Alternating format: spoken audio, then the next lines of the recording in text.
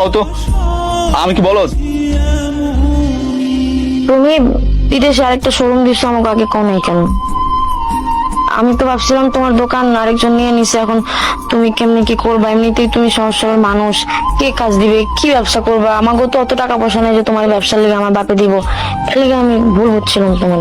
শুনো বউ, দুনিয়াতে সহজ সরল মানুষগুলো একটু বোকা টাইপেরই হয়। আমি বোকা না। এখন বলো আমি কি বোকা?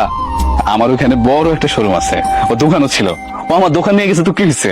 আমার ওই শোরুম দিয়া আমি অনেক কিছু করতে পারবো, যেমনটা চলছি তার সাথে ভালো চলতে পারবো। আচ্ছা সরি, আমি ভুল বুঝছি, তোমারে মাফ করে দাও। সরি বলতে হবে না। আব্বা, আপনি একটা কাজ করেন, আমি টাকা দিতেছি, বাজারে গিয়ে গ্রামের সবার জন্য অনেকগুলো মিষ্টি নিয়ে আসেন যান। আরে বাবা রাখো, তোমার টেহা দিতে হইব না। আজকে আমার পকেট থেকে 10 কেজি মিষ্টি কিনে আইনা সবারই খাওয়ামো। এমন একটা খুশির সংবাদ, আমার একটা দায়িত্ব আছে না, আমি যাইতেছি, এখন গিয়ে মিষ্টি কিনে লয়ে যাইতেছি। থাকো।